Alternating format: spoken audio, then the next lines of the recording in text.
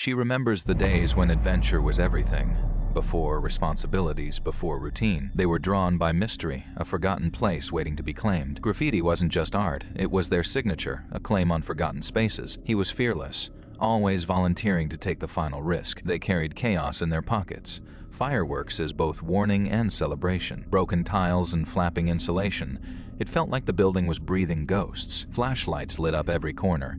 Even my $60 one could blind you if stared into it. We painted like wild artists. Yuri and Freddie vanished into darkness chasing rooftops. Alone with my thoughts, I admired the walls, waiting for something to change. He accused me of stealing his bag, even though I'd been standing right there. Nothing but dust and silence. His bag vanished without a trace. Stairs led nowhere, just another dead end in this forgotten place. Every doorway felt like a dead end. But we kept going anyway. There on the wall, another pentagram, darker, fresher paint still dripping down it. And in the corner, Frank's bag just sitting there. Frank stepped into the room behind me and saw it immediately, he yelled, grabbing his bag off the floor. I didn't answer even as a joke. It felt like something crossed the line even for Freddie. We left silently, walking down another hallway, just trying to find our friends. Then we heard footsteps thundering toward us. Freddie and Yuri motioned for us to follow. All I understood, we were running from something. Probably more than one thing. We stopped to catch our breath at a corner that felt like a different wing of the building entirely. We agreed, find any stairwell and go down. Eventually we'd find an exit. We found a stairwell, went down 2 floors. When we hit what we all agreed was ground level, we thought we were in the clear. Then came that sharp hissing noise, like someone trying to imitate a cat. We froze, hoping whoever it was hadn't noticed us. But as we started backing out, a deep voice echoed from beyond the dark, "I should have cut you when I had the chance." No hesitation, we ran, and this time several sets of footsteps behind us, yelling obscenities saying they'd kill us. That all exits were blocked. It was the scariest moment of my life, but Yuri took a turn at just the right moment, and there, ahead of us, the door we'd come through. We ran out, threw ourselves over the fence, and sprinted all the way back to Yuri's car. He drove off. As we pulled away, we looked back. Couldn't make much sense of it in the dark, but we weren't sticking around. They found a way to the roof, then went downstairs to Florida, looking for us. Freddie said he heard weird metallic clinking from one room, assumed it was us. He and Yuri walked inside, and there, 3 cloaked figures hunched over something playing a game. When they noticed Freddie, they scrambled off to chase him. Yuri and Freddie ran back up to the 4th floor. There were things that didn't make sense, especially why they'd toyed with us by taking Frank's bag. Yuri believed the pentagram room was where they'd kill or sacrifice us. I was convinced they hadn't even been chasing us, just cut us off downstairs when we found them. At least 4 people were in that room, one messing with us, and Yuri and Freddie stumbled upon 3 more. It didn't add up, but trust me, if you'd been there, you'd have been terrified. We never went back. That building still stands to this day. It happened just over 5 years ago, right after I moved into my first home, which I no longer live in. Back then, I'd just escaped a long stretch living in a cramped downtown apartment, tired of traffic noise and crowded sidewalks. I'd found a small cottage tucked behind pine trees with neighbors miles away. Peaceful. It was sometime after 10 when the doorbell rang. I thought, damn fast delivery. Walked to the door, looked through the peephole. A guy standing there, hoodie and jeans, hands in pockets. No bag, no receipt. He paused, nodded, said something about checking the order first before grabbing it from his car. That's when I realized this wasn't a delivery guy. Told him flat out, if he didn't bring the food to the door, I'd call the police. He muttered under his breath and turned down the driveway. I watched him disappear into the dark, thinking whether or not I should say something, decided against it. Still think that was smart. Called the restaurant. Manager picked up, explained what happened. He said the food hadn't even left yet. That's when it clicked. Someone had been at my front door with a stranger, intending to rob me or worse, called non-emergency police. Dispatcher told me to stay alert, patrol would be increased. 20 minutes later, the actual delivery guy pulled up, took the food, paid him. That was that. Around 11:30, I was in the living room watching TV with lights off, when I heard a noise, faint scraping from behind the house. After a few seconds of silence, it came again, coming from the back door. I stared dead straight at the door and there slowly jiggling, someone testing it. Stayed quiet as possible.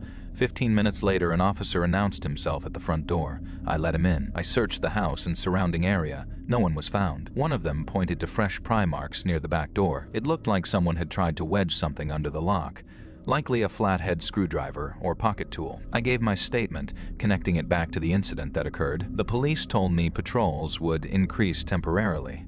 but that was all they offered. I was dissatisfied, but at least I managed to sleep. I was glad it wasn't my house, though I couldn't help but wonder what happened. I woke up again. This time someone was knocking at the front door. 2 officers stood there, asking if I recognized the man shown on their photo. I figured this might be the same person coming back again. They told me I wouldn't need to worry about him anymore, and they never followed up. It was the end, no follow-up, and I chose not to ask questions. I eventually left the house, unable to handle being alone anymore. It only happened a few weeks ago, but I've been haunted ever since. I'm Catherine, 24, about to begin my sophomore year at NYU. That's where I was with Jackie, my friend, the night everything went down. Nothing over the top, just enough to let them assume things, and then they do. I'm not a genius or anything, definitely not brain dead, but pretending dumb, it's kind of fun. Jackie clicked with Luke right away, so I figured I'd stick around and talk to Sebastian. We talked for a really long time, shocker, considering most bar encounters last 5 minutes tops. At one point, she grabbed my arm and whispered she needed the bathroom. As we were returning from the bathroom, we spotted the guys across the bar. Energy shifted again as soon as we got near them, back to their usual bar vibe. Luke nudged 2 drinks toward us without saying much. I took advantage of that, with an innocent smile pointed at the weird drinks and asked what they were. Sebastian said peanut butter, random. Tilted my head, gave him a teasing look. You know, I said playfully, these might be too girly for you guys. I'd hate to see someone catch you sipping them. Jackie caught on, grabbed the drink in front of her, looked confused but went with it. Sebastian stared, eyes narrowed like he was sizing me up, then laughed, started sipping his own drink. Admittedly, that calmed me down. Luke followed suit. We finished without incident. At that point, Jackie was being pretty obvious she wanted to leave soon. Luke eventually suggested we all go back to his place for a nightcap. That's when I felt like everything was normal again. Didn't think they'd invite us over if they suspected something was up. We Ubered back his apartment. Nothing fancy, just a modest second-floor unit in a small complex nearby. Inside, it was cleaner than expected, weirdly minimal, like he'd only just moved in. At first, everything seemed fine, no sign anything was off. In fact, they started to sober up until we weren't there more than 20 minutes when things got strange again. They were getting drunker, faster slurring words, laughing alone, and then just like that, they fell asleep on the couch within minutes of each other. Horrible sight.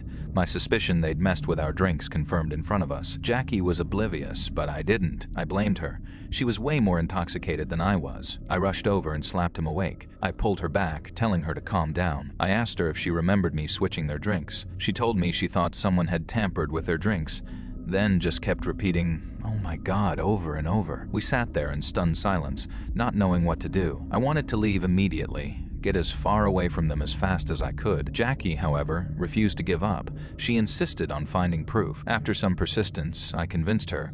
We didn't even know what evidence to look for. I left soon after, still reeling from the shock. I never called the police, not that night, nor the next morning. Maybe never again. We didn't have proof. Maybe they were just drunk so fast, not drugged. I thought it was unlikely. Jackie did too, but either way, I'd never felt this close to real danger. It still puzzles me.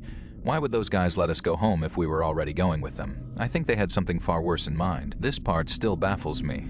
Why did they let us leave knowing we'd pass out within hours? Perhaps they thought their build would make them immune. Or maybe it was just sheer stupidity. I still don't understand.